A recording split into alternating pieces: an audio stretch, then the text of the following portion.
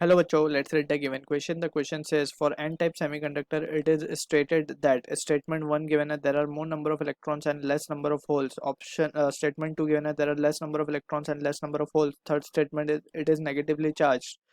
Fourth statement is it is electrically neutral. Out of above, option A only one is correct. Option B only 1 and 3 are correct. Option C 2, 3 and 4 are correct. Option D 1 and 4 are correct. So we need to understand first of all semiconductor ये n type बनता कैसे है.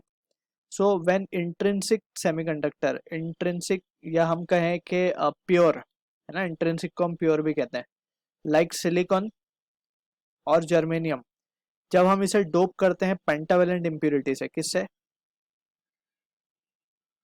Pentavalent impurity like phosphorus, example ले लेते हैं हम यहाँ पे फॉस्फोरस का. सो जब हम इसे डोप करते हैं तो we get extrinsic semiconductor. Intrinsic जब डोप होता है तो एक्सट्रिंसिक यानी इम्प्योर सेमीकंडक्टर बनता है सेमीकंडक्टर. एंड अगर हम पेंटावेलेंट इम्प्यूरिटी से डोप कर रहे हैं तो जब जो बनेगा वो बनेगा एन टाइप सेमीकंडक्टर. इंट्रिंसिक के दो टाइप होते हैं, N type and P type. अगर हम पेंटावेलेंट से करें तो एक्सट्रिंसिक सेमीकंडक्टर बनता है एन टाइप, ठीक है. और अगर हम ट्राईवेलेंट इम्प्योरिटी से करते हैं यानी कि ग्रुप 13 के एलिमेंट से अगर इसको डोपिंग करते हैं तो हमें जो एक्सट्रिंसिक सेमीकंडक्टर मिलता वो मिलता पी टाइप. तो यहाँ पे एन टाइप की बात हो रही है, so will consider pentavalent impurity या हम इसे डोनर इम्प्योरिटी भी कहते हैं, ठीक है. तो इसका स्ट्रक्चर समझ लेते हैं पहले.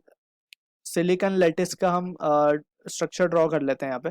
जब हम सिलिकॉन सिलिकॉन की अगर हम बात करें so let's consider silicon semiconductor में हम फॉस्फोरस का एटम को डोप कर रहे हैं या फॉस्फोरस इम्प्योरिटी मिला रहे हैं, ठीक है. सो यहाँ पे हमें समझना ये है कि जब सिलिकॉन की हम बात कर रहे हैं सो सिलिकॉन के पास एटॉमिक नंबर है 14, यानी कि इसके पास 14 इलेक्ट्रॉन्स है एंड 14 प्रोटॉन्स है, ठीक है ना, क्योंकि atom as a whole is electrically neutral that we know, ठीक. अगर हमने इसको डोप किया फॉस्फोरस से, सो फॉस्फोरस का एटॉमिक नंबर अगर हम देखें सो इट इज 15, ठीक. और इसके पास 15 इलेक्ट्रॉन है एंड 15 प्रोटॉन्स है, ठीक है ना. अब यहाँ पे वी कैन से, अब हम अगर इसका लेटेस्ट स्ट्रक्चर बनाए सो वी कैन सी कि हमने एक सिलिकॉन को निकाल के एटम को और वहाँ पे हमने फॉस्फोरस को ऐड कर दिया. So let's say this is the phosphorus atom and these are the silicon atom. अब ये फॉस्फोरस के पेंटावेलेंट इम्प्यूरिटी है फॉस्फोरस, तो इसके पास 5 इलेक्ट्रॉन्स होंगे in the outermost shell. So एक इलेक्ट्रॉन अनपेयर्ड रह जाएगा बॉन्ड करने से, क्योंकि सिलिकॉन की वैलेंसी जो है वो है 4, तो उसने 4 बॉन्ड बना लिए फॉस्फोरस के साथ. फॉस्फोरस ने 4 सिलिकॉन नेबरिंग के साथ बॉन्डिंग कर ली, ठीक है.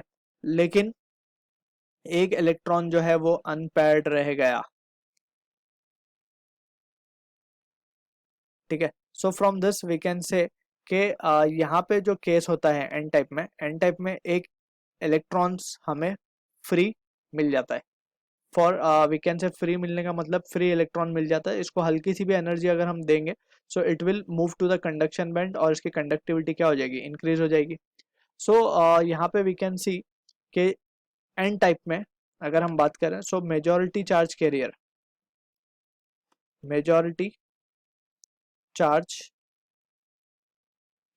Is electron. यहाँ पे हम देख सकते हैं कि हमें हर एक इम्प्यूरिटी के साथ जो हमने ऐड किए एक इलेक्ट्रॉन मिल रहा है, ठीक है.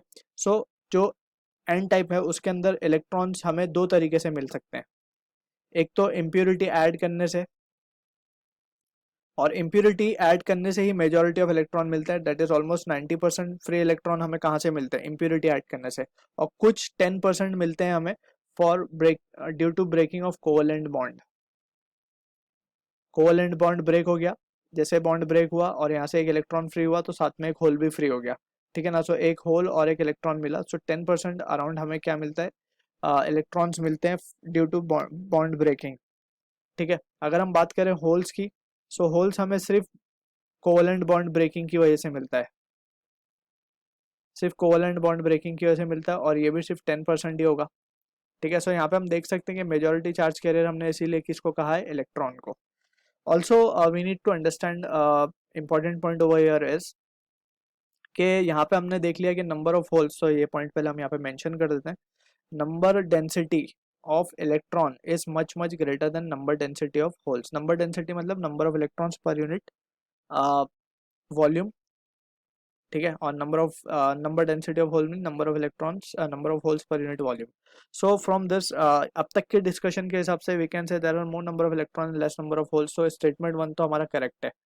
स्टेटमेंट 2 को हम डिस्कार्ड कर सकते हैं. अब 3 और 4 में हमें चेक करना है. It is negatively charge.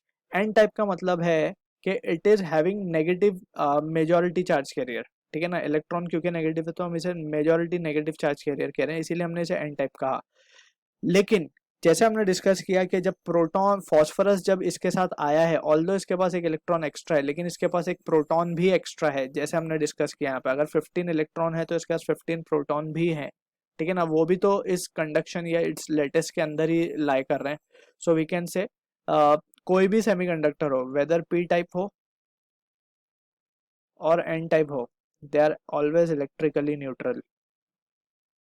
कैसे हुआ electrically neutral, that we have discussed already कि ऑल्दो उसके पास 15 इलेक्ट्रॉन्स तो आ गए, इलेक्ट्रॉन जाहिर सी बात है बढ़ गए, फिर इलेक्ट्रॉन्स बढ़ गए उसके पास, लेकिन एट द सेम टाइम उसके न्यूक्लियस में एक प्रोटॉन एक्स्ट्रा भी है, that is 15 proton it has.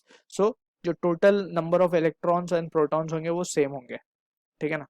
So from this discussion we can say this is negatively charge, इसको डिस्कार्ड कर सकते हैं and statement 4 is correct. So from this we can say option D हमारा जो होगा is the answer to the question. Only 1 and 4 are correct. So I hope you understood the solution. All the best.